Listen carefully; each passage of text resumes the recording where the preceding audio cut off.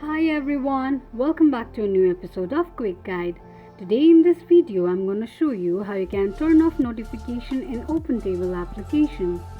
Keep watching the video till the end. To turn off notification in OpenTable, firstly open your OpenTable application.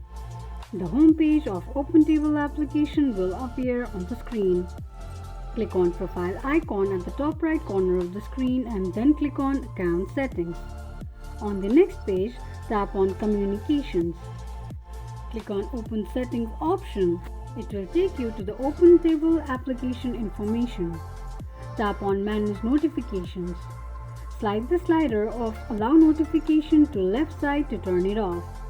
This is how you can turn off notification on OpenTable application quickly and easily just in few steps. If you have any thoughts or queries, let us know in the comment section. Don't forget to subscribe to our channel. Also press the notification bell icon so that YouTube will notify you whenever we post a new video. I hope this video was helpful to you. Thank you so much for watching.